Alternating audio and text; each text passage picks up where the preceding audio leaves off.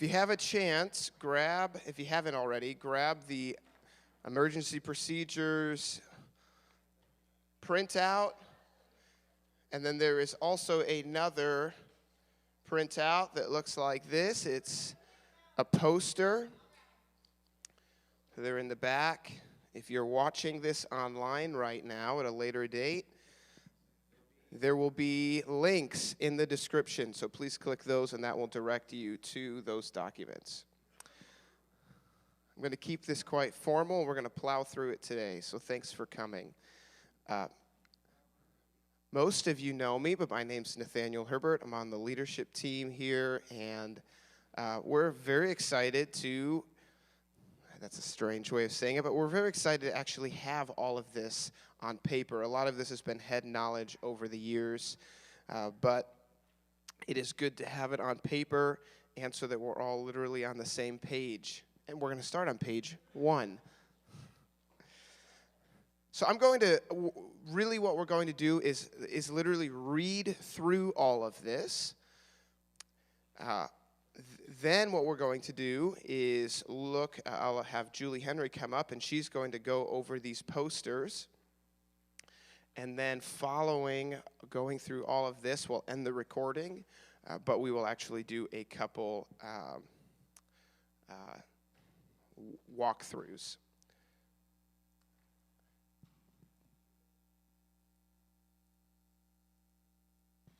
Okay. Emergency response principles. 1, remain calm and trust in God. Assess the situation quickly. Protect people first. Follow procedures outlined below, which we'll go through. And 5, communicate clearly with leadership and emergency services that would be following an incident that might happen. A silent emergency alert. The next section. The security panel has a secret code, and the security panel is located in the foyer in the front, and there's another one downstairs in the cafeteria. There is a code that you can enter in that will silently summon the police and, quote-unquote, disarm the building. Now, this is only for very specific situations that you'll run into, such as probably opening or closing the building, or if you're in here for some reason and the building's locked and someone who wants to do something harmful says, hey, disarm the building, and you disarm the building, and here's what you'll do, and it'll appear as though the building is disarmed, but it will also call the police. 1, enter the 4 center numbers from top to bottom. So think about your phone, how it's got the numbers. You just go straight down the middle. You don't have to remember 2580. You just go straight down. So you punch those in, 2580. The security panel will show facility as disarmed. Police will be automatically notified. Use this when you need police presence without alerting a potential threat. Active shooter situation, next section. If you've been in corporate world before, this will all sound very familiar. In this order: run, hide, fight. In that order of preference. Run. If safe to do so, have an escape route in mind. Familiarize yourself with emergency exits. Especially as leaders here, we want to have that in our mind because other people might not be doing that. Church members, people coming to serve here, or visitors. Leave belongings behind. Help others escape if possible. Call 911 when safe. Direct people to nearest exit away from the building, and we also have a designated rally point, which is the parking lot across Lindbergh, and it's the old fire station, but it's the blue building that's across the way. So you can actually access that. I would recommend going across the Lindbergh here at the Sappington-Lindbergh intersection. If you cannot run, hide. Lock or barricade doors. Turn off lights. Silence cell phones. Hide behind large objects. Remain very quiet. Spread out. Do not huddle. Page 2.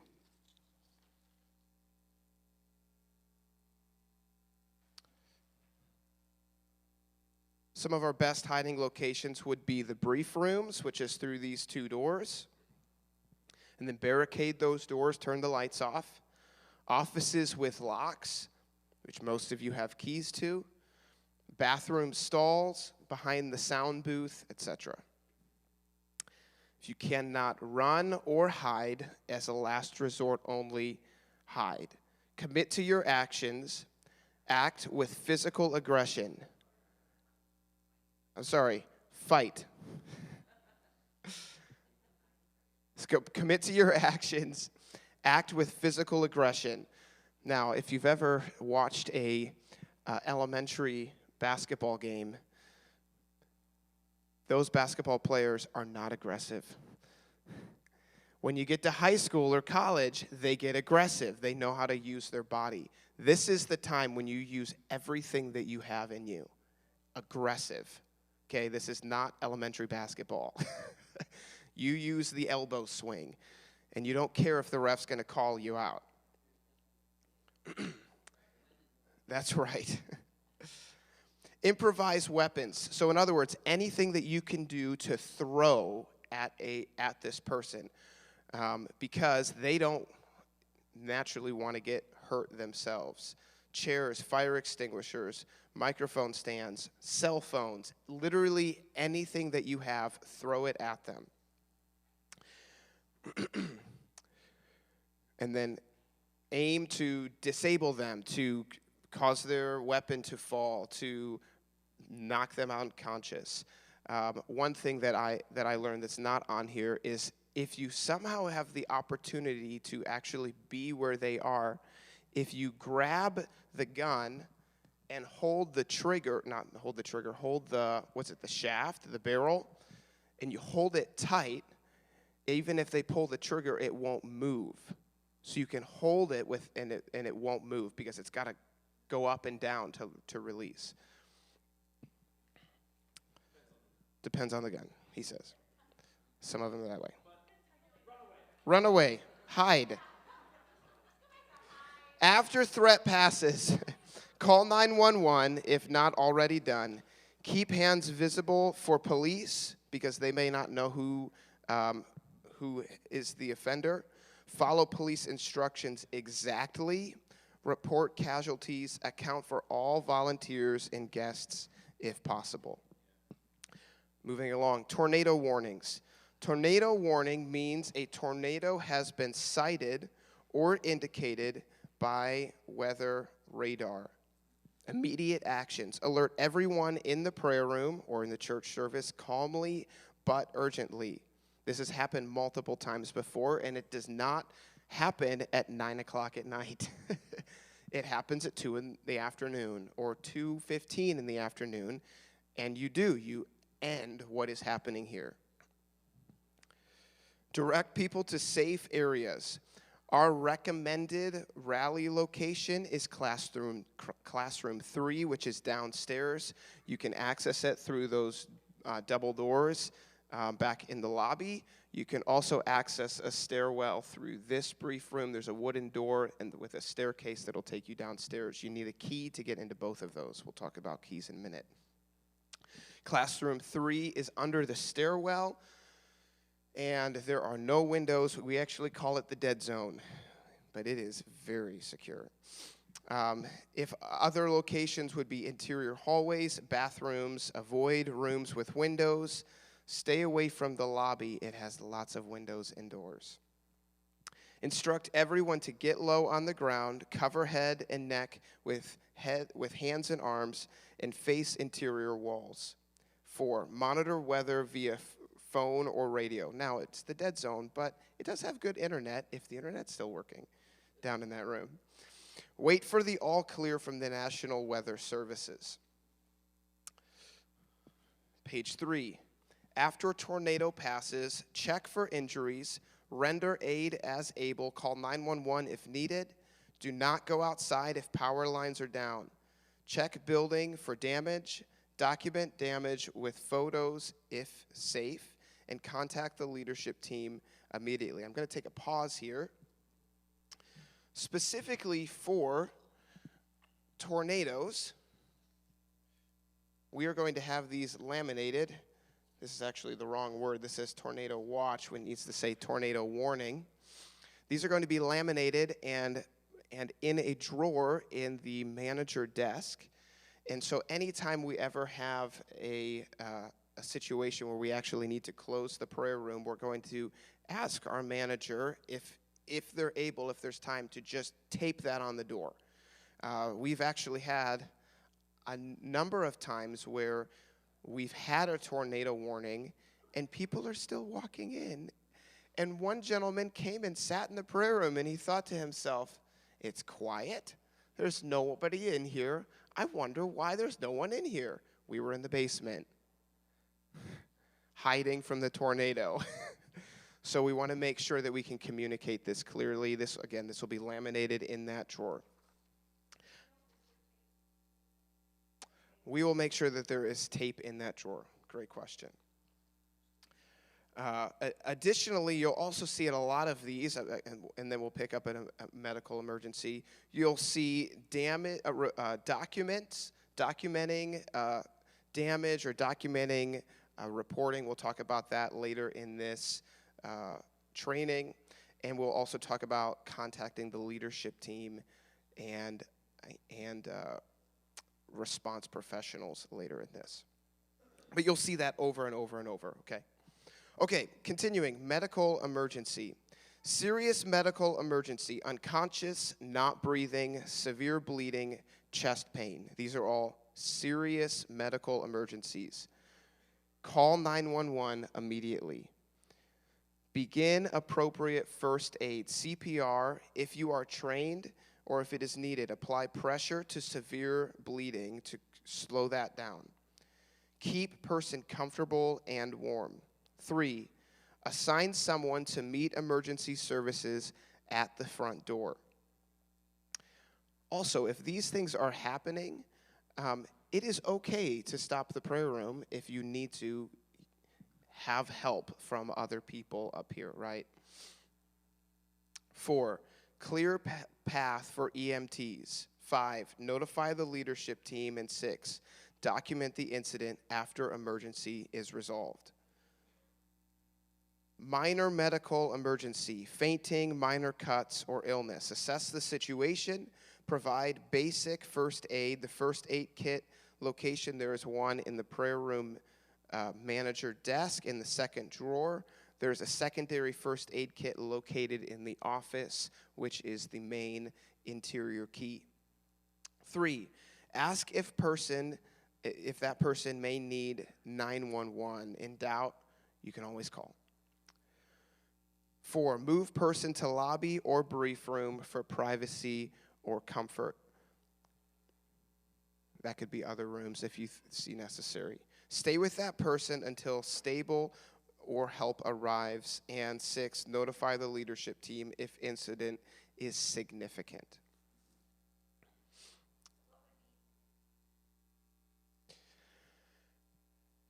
If you have to call 911, that would be moving us up to significant, right? Sometimes it might start as something that seems minor, but if the situation seems to rise in severity, it would be a good idea to just, even if for you to be like, hey, this thing just happened, I want to tell somebody that this happened, okay? Yeah, even if you don't know. We'd be happy to hear.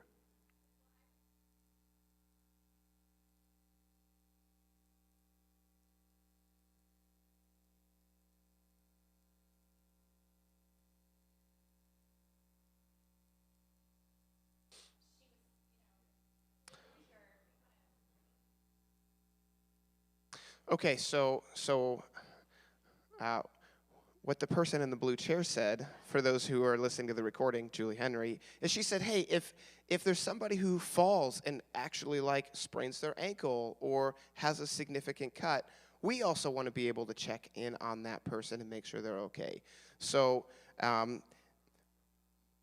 when all else fails, notify the leadership team. Unless you're like, this is really not something that they need to know, this, yeah. So, But feel free to reach out because that way we can also touch base with them and see how they're doing in their recovery. Okay, moving on. Fire emergency. If the fire alarm sounds, evacuate immediately. Use the nearest exit. Just like any good building, we've got our exit signs posted all over the place. And there are a number of the pull downs. This building is not equipped with the sprinkler system, if you're curious. Direct everyone out of building. Close doors behind you. That's really helpful. That actually prevents fire from spreading. 4, rally point is going to be the same place as other incidents, which would be, again, across Lindbergh at the old fire station. Take Sappington, Lindbergh intersection over there. Call 911 if not already notified. Account for volunteers and guests, and do not re-enter until the fire department gives an all clear. Page 4. If you discover a fire, 1, activate the fire alarm. The pull station locations are in these places. Classroom 1, which is down the hall in the old building on the left. I believe it's by the exit doors that take you to that little kids' play area. The foyer front door, the lobby exterior door, the basement staircase doorway. Again, these are a lot of the doorways. Kitchen exterior door, and the basement rear entrance doorway. 2, evacuate the building. 3, call 911. 4, only attempt to extinguish if the fire is very small. If you are trained, you have a safe exit route, and the fire extinguisher is the appropriate type, which I will not go into today. Fire extinguisher locations. They're in the vestibule outside of classroom 1 and 2. That's that little cubby area. The MPR, the multi-purpose room. The lobby bathroom cubby, which is that just, yeah. The prayer room near the kids area. The prayer room center pillar on the south wall, which is right here. The basement near the water fountain, which is where the restrooms are down in the basement. The basement pantry. The basement rear entrance behind the doors to the cafeteria. So that would be like that wheelchair accessible ramp that right when you come in there. And then upstairs, which some of you have never been up to, the second floor in the hallway. There's a couple offices up there. Severe weather, non-tornado. For severe thunderstorms, hail, or flooding, keep people inside and away from windows. Monitor the weather condition. 3, avoid using corded phones during lightning. Please, please don't do that. Number 4, we really wanted to make sure you knew that. 4, stay in interior rooms if storm is severe. 5, be prepared to move to tornado shelters if warning is issued. Page 5. Severe weather, ice and snow. For severe snow, ice, or sleet conditions, 1, monitor weather conditions and consult with the leadership team about potential closure. Now, this does happen, and it always happens on Thursdays. I don't know why, but it's always Thursdays. Someone's always reaching out. Because the Wednesday team is tough. But yeah, reach out to us because usually you know that it's coming. It's not just a surprise. We usually know it's coming. And the leadership team is often monitoring all of these things ahead of time. We're trying to do our best. 2, if closing, notify the worship and prayer leaders, the volunteers, and post on social media on the website. If you don't have access to this, which most of you do not, place a sign on the door, and again, reach out to the leadership team, and we will get that information sent out in other platforms. Yes, there is also another sign that says closed due to inclement weather. Visit our website for hours of operation. This will also be laminated and in a drawer with some tape in the manager desk.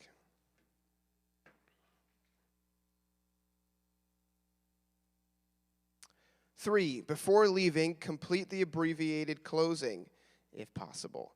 Salt the walkways. There's usually a Home Depot bucket in winter that's right outside the main entrance. If you're capable. If possible, if you're capable. Lower the heat to 60, not off. We can also do this on our phones if we need to for most of the thermostats. And for general guidelines, if the county issues a travel advisory, consider closing. Safety over staying opening, which is how we've handled a lot of our decisions over the past few years. Building system failures. My favorite. Power outages. Remain calm and use cell phone lights. This is, again, if power outage, if it's not coming back on. You'll also see a lot of our emergency lights will turn on as well because they've got their battery packs in them. Emergency lighting should activate automatically. Look at that, bullet point 2. If prolonged 30 minutes or best judgment, consider dismissing the prayer meeting. We've had a number of power outages recently. They've been short. We just keep going, and then the power turns on, and we just continue. It has not been prolonged. Notify the leadership team. Lock building if closing early. Electrical panel locations. Timeout. You would not believe how hard it was to find all of this information 5 years ago. So all of this data about electrical panels and HVAC and plumbing is like brand new information to us. So we're really happy it's on paper so that you also know and that the unknown never happens again. There's been a lot of unknowns in the last 5 years. In the NPR, in the cubby, to the right of the stage, if you're looking at the stage in the NPR, there's these little cubbies next to the baptismals on the right side. This is the original electrical panel for the original building, which powers Classroom 1, Classroom 2, the conference room, the foyer, the NPR itself, also some of those offices that are in there, and the HVAC unit for the HVAC units for that side of the facility. There's another, this is where our main electrical panel is for what is the new building, which is the room we're in. It is downstairs in Classroom 3 in the maintenance room. There's 2 closets in Classroom 3. One of them is always locked and one of them is not. It would be the one that is not locked. It has duct tape over the door so that it won't lock. It's been there for a long time, that duct tape. This is for the prayer room, for the lobby, for the basement, the brief rooms, some of the second floor, and the HVAC units for this side of the facility. There is one very small electrical panel upstairs in the loft for some of the second floor, and I don't even remember what it does up there, but it's there. HVAC failures. If the air conditioners are not working, you can reach out to the facility maintenance manager, yours truly, Nathaniel Herbert, and it just says my name there, but later on in this document, you'll see some important contact information. You can also notify the leadership team because you know what? Sometimes I don't have my phone on me. If extreme temperatures, in other words, it's not turning back on, and you're like, oh, we'll be fine, we'll make it, and then it starts to get really cold or really hot, consider shortening the meeting, closing, etc. But for those of you who were around 3 years ago when we didn't have air conditioning, it was always 80 degrees in here because we thought that we had air conditioning, but we didn't. And our electrical bill was very high. Okay, internet failure. The internet modem and the router are located on the second floor, which again, you need a key to access that doorway, which is in the foyer. You go up the stairs, it's the main interior door. And in the back office, you go up the stairs, you turn right, and you go all the way to the end. There's a gray door at the end of the hallway. And just like you would at your own house, you can unplug both of those, the modem and the router, and wait 30 seconds and plug them back in. And you know what? What IT heads say, as they often say, when it doesn't work, have you turned it off and back on again?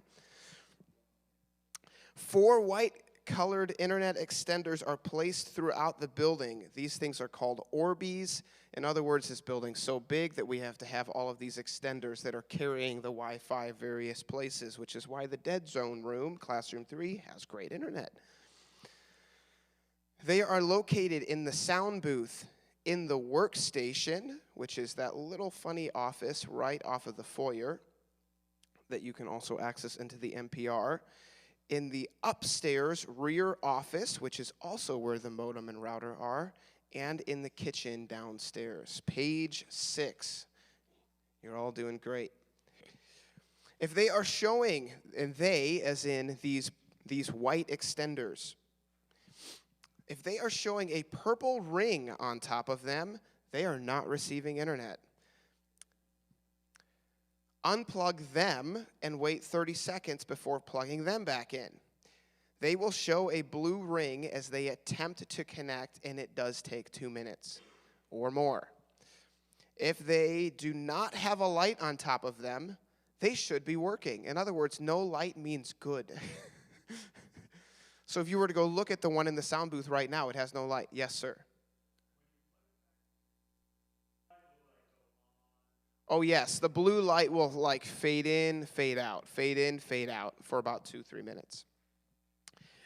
And if the internet continues to not work, guess who you're going to reach out to? Nathaniel or the leadership team if I don't answer. Plumbing issues. For minor issues, contact Nathaniel or the leadership team if I don't answer. For major issues, locate the main water shutoff. Now, this is a tricky one because it's about 12 feet in the air. It is in the basement in classroom 3, in the maintenance room, on the ceiling, and there is a ladder in there that would get you up that high.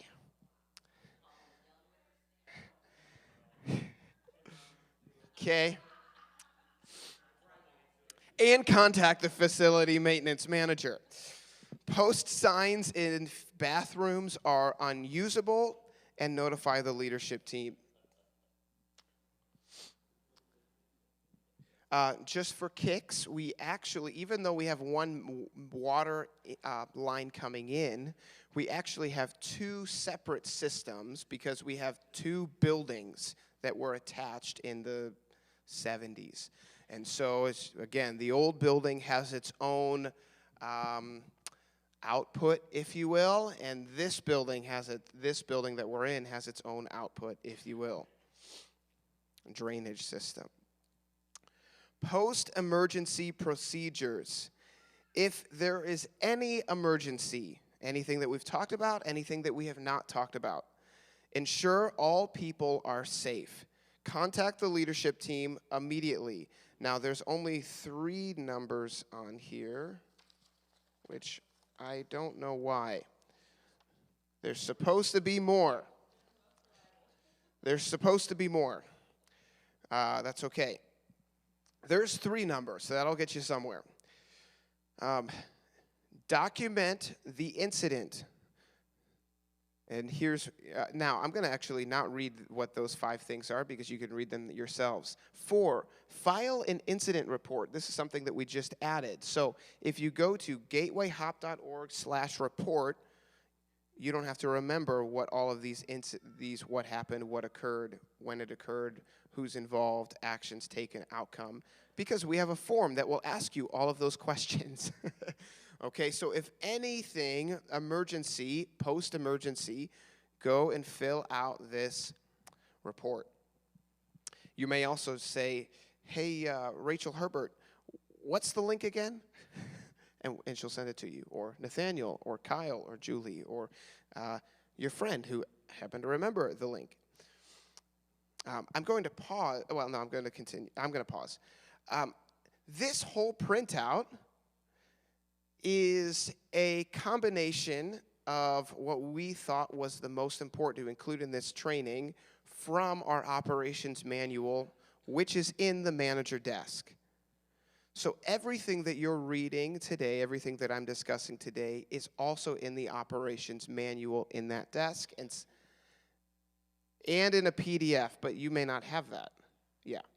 Um, so, and this is actually spaced out in different places. That's why we just made it one document instead of printing you out the operations manual. So that link for filing an incident report, you could also find in the manual in that binder. Okay, continuing. 5, follow up with anyone injured or traumatized. And 6, debrief with the leadership team. Emergency contact numbers. 911, of course, is police, fire, and medical emergency. GHOP leadership team. Okay, let's see. Where is that? So it's what it's indicating here is see the section for prayer room manager contact information. That is lower in the operations manual. So it's not in this specific printout, but it would be in the operations manual, and that includes all 6 of our numbers. You could reach out to me for building maintenance. Poison control is on there, and non-emergency police is also on there, such as damage, theft, or suspicious activity. In other words, things that may not need immediate response.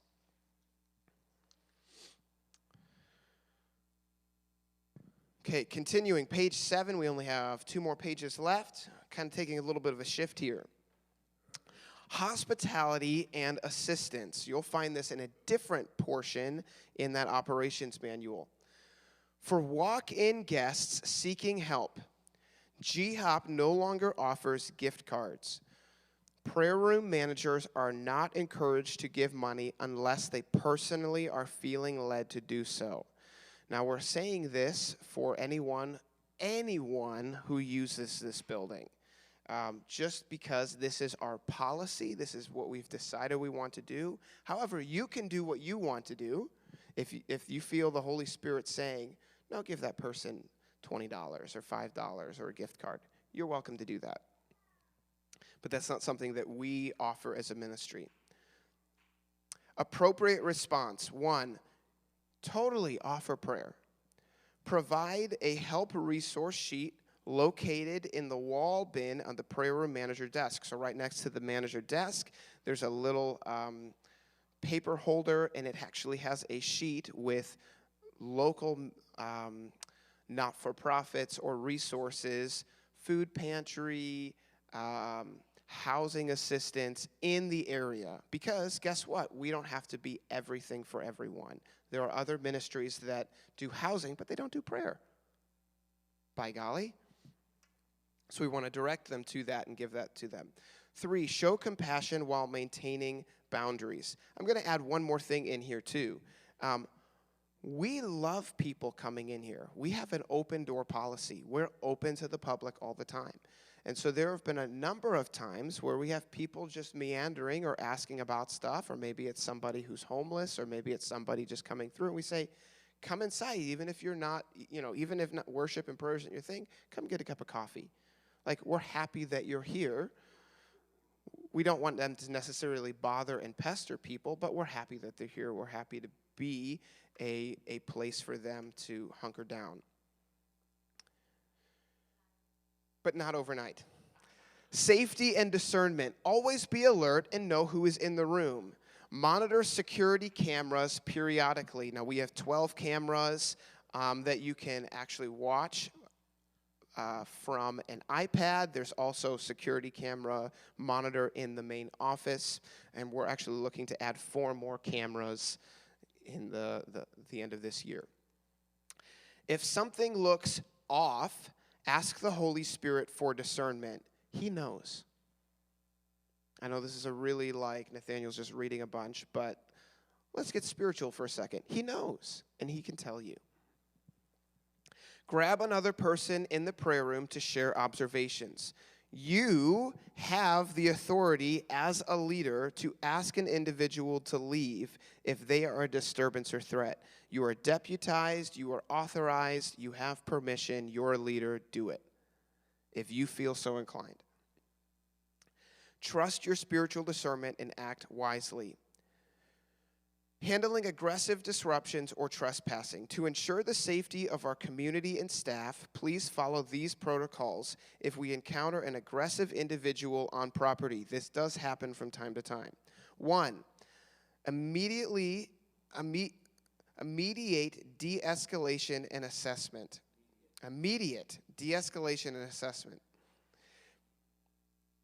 A, safety first. Because we do care about your safety, seriously. Do not approach an aggressive person alone.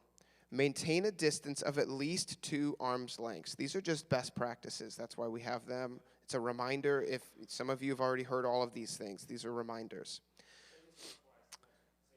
The goal is not to fix the person, but to move the disruption away from the prayer room. The goal is not to fix the person, because you probably won't be able to. You probably won't be able to. Your goal is to move the disruption away from the prayer room, from other people. Because these people are aggressive. They are not safe for whatever reason. You're not trying to fix them. You're not to be the superhero. 2, the trespass script. The trespass script. I've been reading too much. I can't even finish words anymore. A, if the person is being disruptive or threatening, a leader must give a clear verbal command. And that's everybody in the room and everybody listening to this recording. Use these exact words to establish legal grounds for trespassing. B, this is what you say. Ma'am, sir, you are currently trespassing on private property. You are no longer welcome here, and you must leave the premise immediately. If you do not leave, we will call the police to have you removed. That may sound insensitive, but your goal is to be a good shepherd. Your goal is to be a good steward of this ministry, and you probably aren't going to be able to fix that person. 3, call emergencies.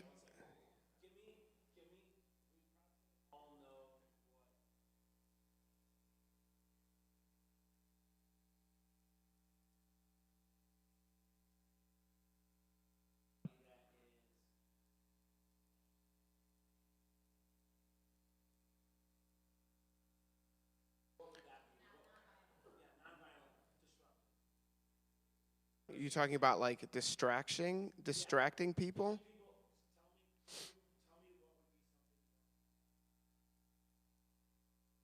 I don't know. Do you know?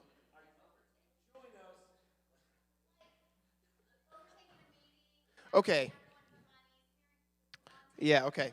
So maybe somebody's not walking in with a baseball bat, but maybe what they're doing is they're doing things that are unkind, disruptive, such as, often we have this prayer mic open.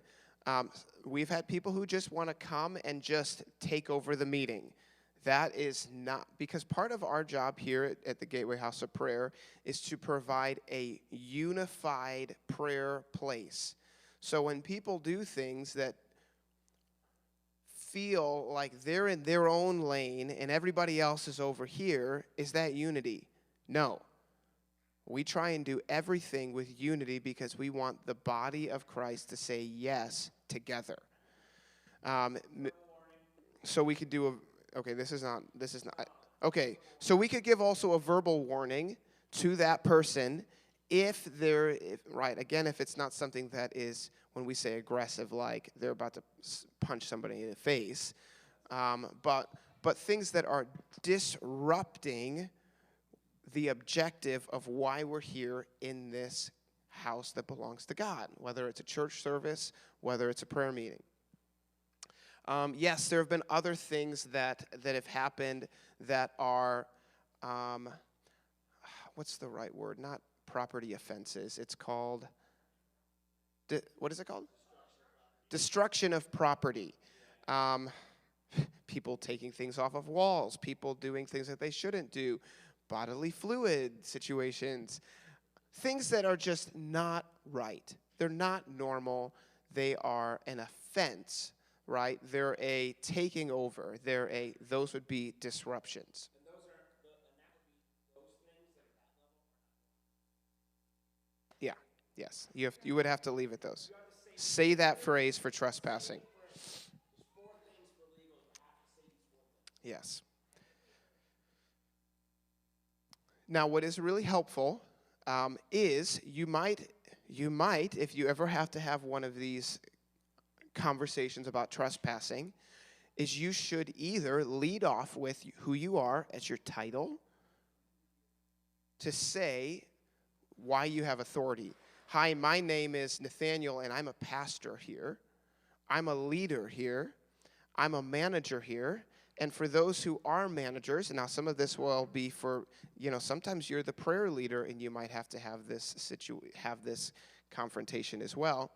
And you don't have the prayer room manager badge, lead off with your title so that they know, oh, this person actually has ground for being able to say this to me.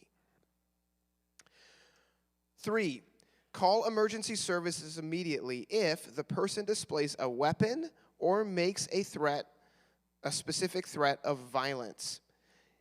B, if they refuse to leave after being told that they are trespassing, which is possible. C, they attempt to re-enter the building after being removed, also possible. 4, what to tell a dispatch. When calling, be clinical and specific. Page 8. B, state the violation. I am calling to report a trespasser who is acting aggressively and refusing to leave. I am located at the Gateway House of Prayer, and you give our address, 4646 South Lindbergh Boulevard. C, provide a description. Mention clothing, appearance, physical appearance, and the current location. And D, request a no trespass order. Now this is important. Request a no trespass order. Ask the responding officer to formally warn them off. That's an important part of this because without that, they have a open door to come back off the property so that we have a paper trail for future arrest if they return. Again, a lot of these things are not what we all want to talk about, but we're talking about this because we want to be good leaders. 5, post-incident. Every encounter must be documented in our incident log with the number of things that we've got on that form. And the addition here would be if we are calling a police officer, it would be helpful to have a name and badge number if possible. Final point here. Keys and door locks. Now, many of you do have keys, but not everybody does. A key lock box is available in the prayer room manager desk. It looks like this. It has a cover on it.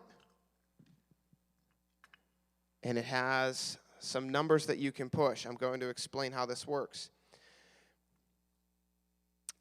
In this box is an interior and exterior key, the masters.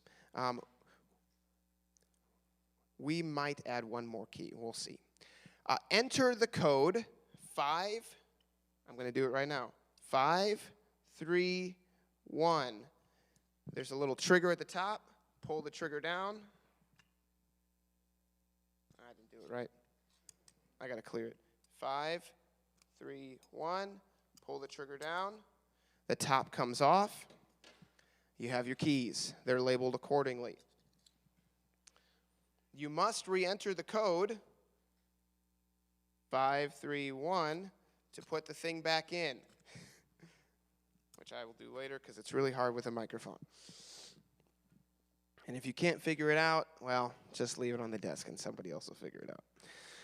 The master interior key gives you access to the following: Classroom 1, Classroom 2, which are down at the old building, kids' classrooms, the workstation, the main administrative office, the nursing mom's room, the double doors to the basement, and the door to the basement in the brief room behind me.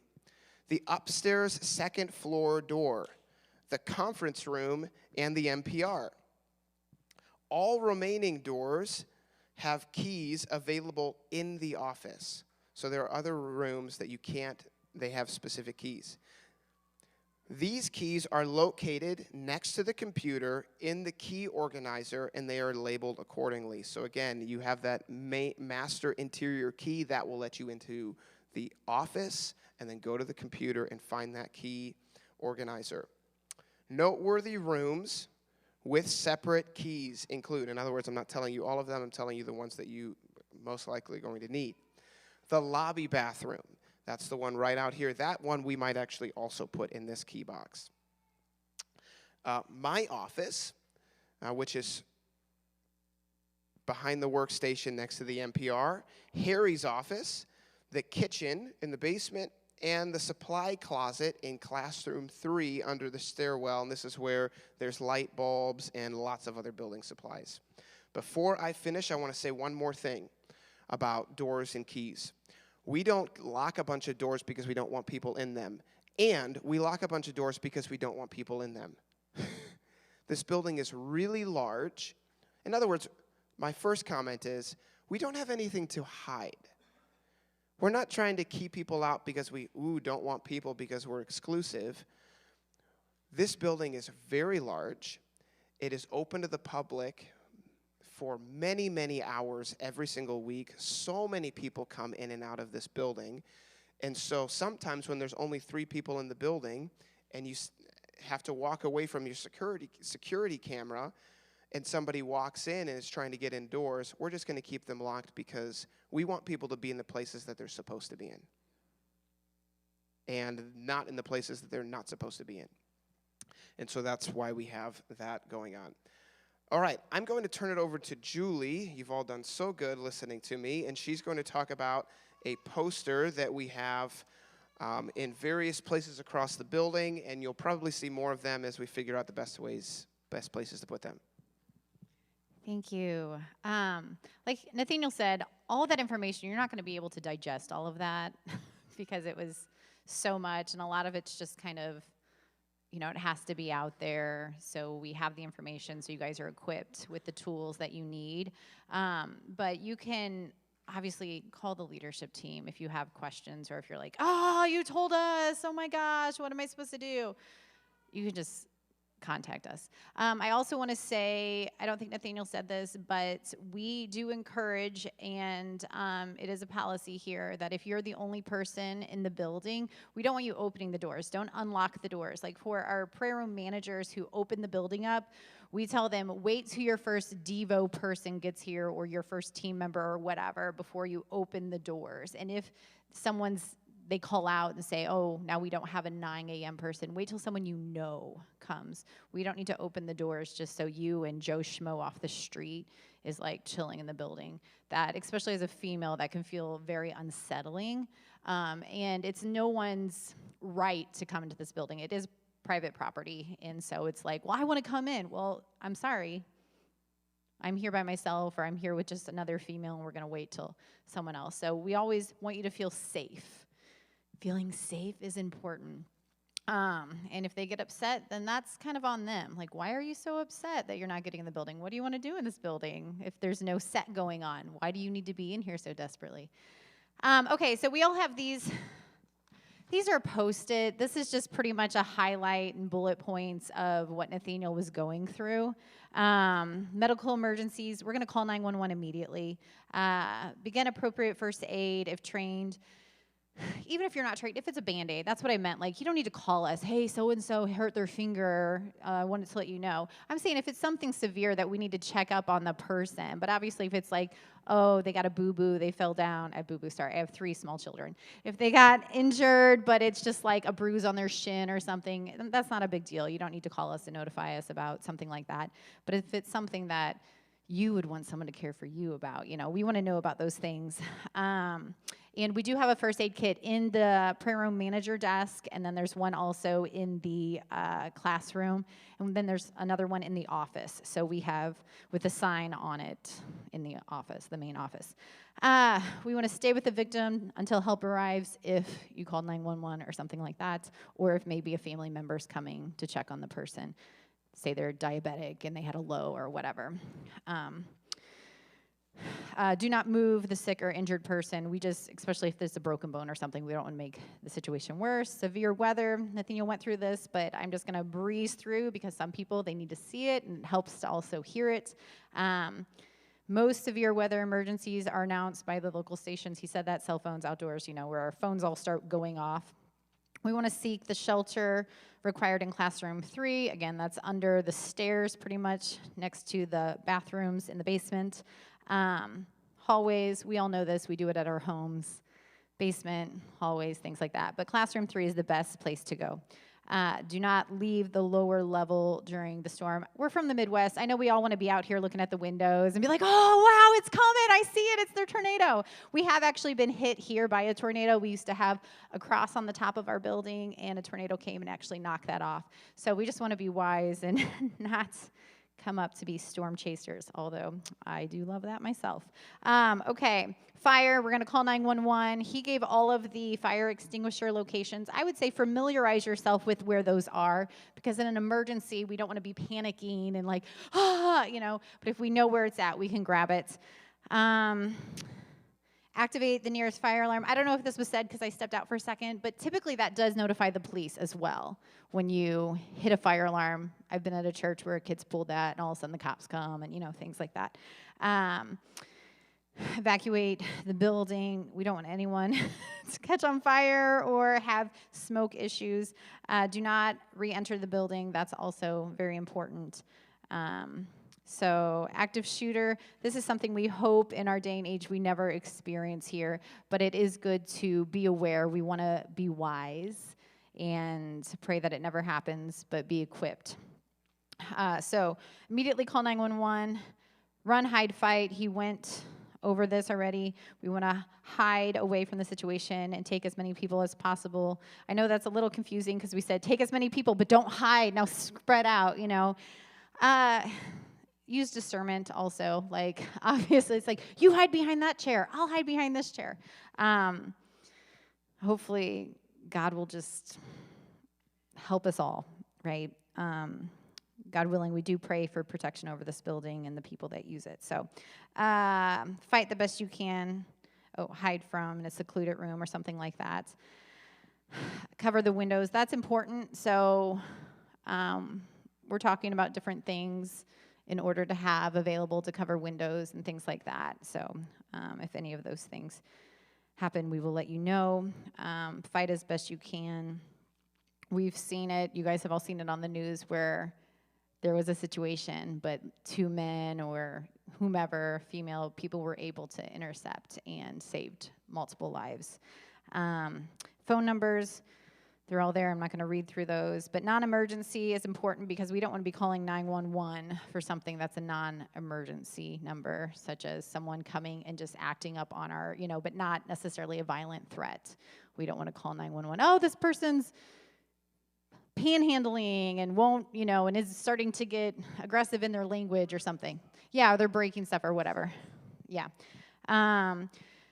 I will say that the cameras are so key. So you might say, well, you're telling everyone where your key box is. You're telling everyone these things. Well, yeah, but we have cameras everywhere, and we can go back and look at things. The cameras are here for safety. They're not because we're watching everything that everyone does, but we did have a situation where someone stole something, and we were able to go back and see on the cameras who it was.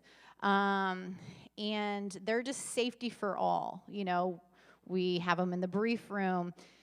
So if someone were to take a key from the lockbox, we would see that. Or if someone comes in the building, when you enter your code in, it gives us a record of everyone who's in the building who's entering their code in. Like, oh, well, we know Deb unlocked the building on Saturday morning. Okay, Deb, this incident happened right after you left or right at this time. What was that about? So we're able to track certain things. So we have a lot of checks and balances in place for this building Cameras, which are so key. Again, don't feel like someone's watching you all the time. Typically, it's when an incident or something like that. It just keeps everyone safe to have the cameras. We did have our lawnmower, which was like a $5,000 lawnmower, stolen from our shed up there at like 1 in the morning. We just bought it the year before. And so I believe, are getting another camera out there because we couldn't quite, we could see a little bit. We had a detective on it and things like that. But cameras are there to help when there is an issue. Do we have any questions? I think we want to walk through a few things. But I just want to open it up for questions. Was anything like, wow, that seemed like you're putting a lot on us. We don't want you guys to ever feel that. I'm talking kind of fast. Okay. Yeah, we'll walk through. Yes, Robin. We'll take the 10 minutes to walk through. Robin.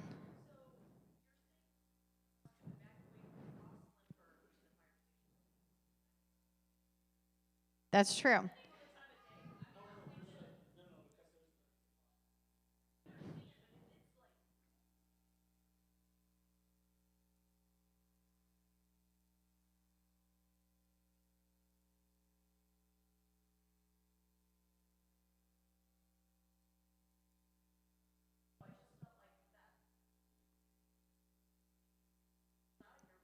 Yeah. Yeah, no, that's a great point. Yeah, maybe we'll revisit and if we do change the rally points, because I think they have sidewalks now, so it could be possible just to kind of loop around. That's true. And depending on, the main thing, if it's like a fire or something like that, we don't want people in the way of fire trucks and emergency vehicles. And so that's kind of why we weren't like, just go stand out in the parking lot, right? Like, that's what I would probably want to do. But we're like, we want to clear as much as possible. So, yeah, that is a possibility. Yes, next question. Please. Yeah.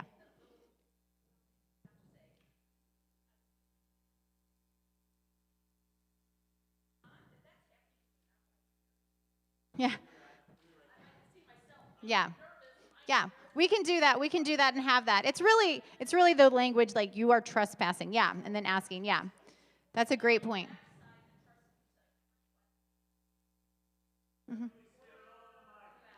Okay, she's asking that we put the trespassing script on like a little index card or postcard or something like that, so that we know what we're supposed to say if someone's being difficult. Yes. Um, and the non-emergency number, we can put that on the back as well. Yes. Deb, did you have something?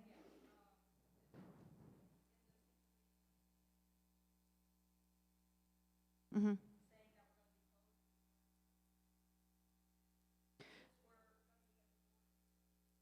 Do you want to unlock the doors? Or lock the doors? I would say we want to probably keep. The question is, should we lock, if we're putting a tornado sign, we're down in room 3 on the door, I would say keep the doors unlocked, because there are times where people who are in our community are driving home and they're like, I can't make it home. I'm going to come to GHOP. Say they don't have a key. All of a sudden they're like, oh my gosh, let me in. Where are you? And if you're in classroom 3, like Nathaniel was saying, it's sometimes the dead zone, which means your phone's not always working and they may not know if you're a prayer manager, but you're subbing for someone. They may not know who's down there. So I would say for that specific situation, obviously if we're putting something up because we're closed due to weather, lock the doors, and you're just cleaning up here. No one needs to come in. People should go home. But if it's because of a tornado specifically, then yeah, leave the doors unlocked so people could come down and they just know where to find you, correct? And you can also, as long as towers and things aren't, I would encourage you to take your iPad that has the security cameras on it. We always want to keep that with us if we're going to be gone for prolonged or for a reason like that. I will even at times, if there's no one in the room, I'll take it back with me in the brief when I'm meeting with a team or something, just so I can have eyes on who's coming. Yeah, okay. Any questions? Other questions? All right, and specific, yes, Rachel. Okay, so we currently have 2 sets that offer childcare, which is our Wednesday morning and our Thursday morning sets, and that's specifically not for people that come here, but for those that serve on the stage. Because we have a limited amount of kids we can take, and it's already pretty much at capacity for both. So if that's the case, we are going over emergency procedures with our childcare workers, and they will be handling that. So we have different situations, like after shooter, they're going to be locking the door, right? And so do you want to say anything else about that? But we will be going over these procedures with the childcare workers. Yeah, so if you're a parent and you want to know, we will tell you the procedures. Yeah, that's to come. I don't want to. Yes, if you are a manager, so sometimes the people back there do not have any idea if something's going on, if there's a specific situation. We had a lady that came to our building for multiple days and was being very disruptive, and Nate eventually had to trespass her. I believe the cops were called on her. Anyways, the next morning, when some stuff had gone down, we were like, ooh, we better go tell the childcare workers because this person had returned multiple times. And so it's important to keep the childcare workers informed so that they can keep the door locked, because one of our top priorities is keeping the children safe. And maybe that day they shouldn't go out and play, you know. And so we always want to, if you are a prayer room manager on a Wednesday morning or a Thursday morning, we want to make sure we are keeping the childcare workers in the loop so that they know what's going on. Like, hey, heads up, so-and-so. They have been trained, and they know they're not allowed to release children to anyone who's not their parent. So there's that, but yes, good question. Susie.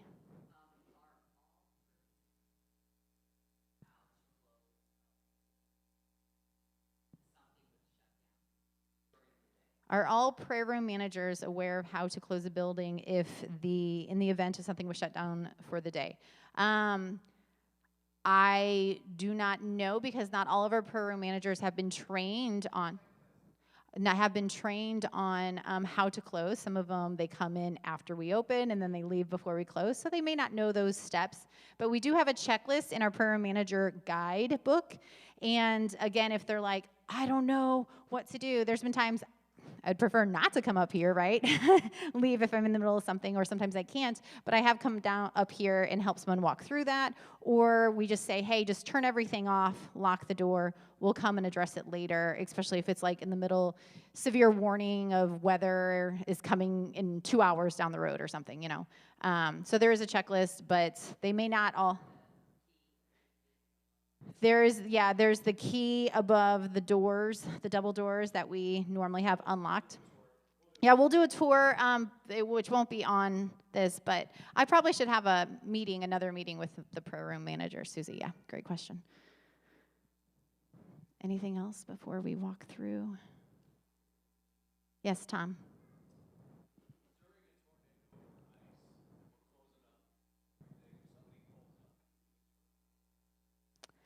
So if it's a tornado and we need to go downstairs, we want to welcome them in to be like, hey, come on in. We're going down to so if the person looks safe and, you know, you're not like, I don't know this person. I don't know what's going on here. But typically they're going to be a safe person, or they're not going to have a hidden agenda, I guess is what I'm trying to say, typically. But I would invite that person to come in. If it's ice, no, they need to, I'm sorry, we're closing up due to ice. Because I mean, depending on, there might be an exception, like say there's just the ice has come down and it's like a sheet of ice out there and no one can leave. That I would say just call a prayer room or a leader, someone on the leadership team, to help them, like, hey, can you help me make this judgment call? And we'll help you, because yeah, that would be pretty extreme. A lot of times we try to close before it gets that bad.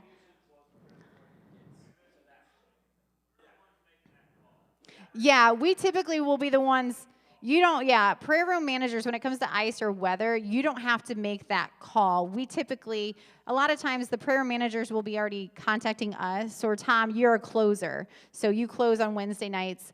So you can contact us and be like, hey, it's 8 p.m., it's looking dicey, and we'll be like, yeah, we know, or we'll be contacting you, say, hey, Tom, we want you to go ahead and close early. Yeah, ice and stuff we don't mess with because it can be so dangerous. Yes. Okay, anything else before we do a walkthrough? Okay, these are posted. We have one, right?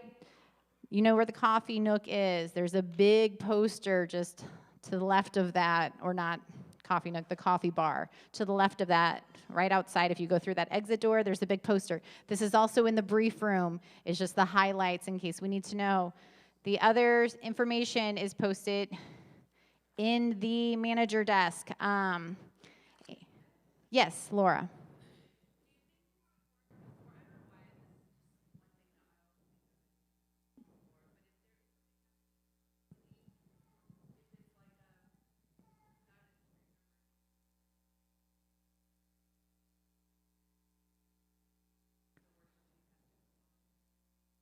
Someone having an episode. What do you mean by episode?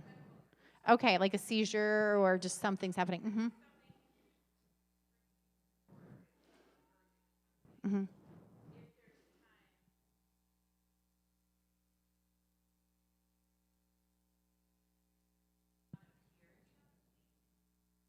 Yeah, so if there is something going on the stage and someone is having some kind of situation, we want to always have, or if we're pulling people from the stage, yes, you could kill the web stream. We don't need people necessarily. We want, depending on what the situation is, if someone's having a seizure or some kind of episode, and we can pull people off the stage and we can kill. You can use your discretion, right? If you're the prayer room manager, like, kill a stream. If all of a sudden Susie Q is on keys and she's leading the team and she's going to stay there, but everyone else, you could also zoom in on her and all of a sudden it turns into a Devo. But we're not held to the web stream by any, it's not like, oh, keep the web stream going at all costs. And so by all means, yeah, if you feel like, especially if it is someone on the stage, we want to respect, make sure people have dignity, make sure that it's not being, like streamed to their seizure or something like that. No one wants to. Yes. Thank you, Laura. Yeah, kill the stream, definitely. You don't need to keep that going for the sake of keeping it going, correct.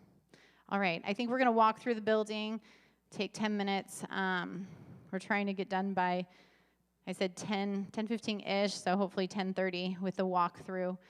So those who are watching online, if you guys have any questions or if anything came up that maybe we didn't say because there's so many things to cover, please reach out and ask us. We're happy to. Maybe there's things we haven't thought about or just things that we didn't dive deeper into, so we're happy to do that. Okay, thanks, and let's go do a quick walkthrough.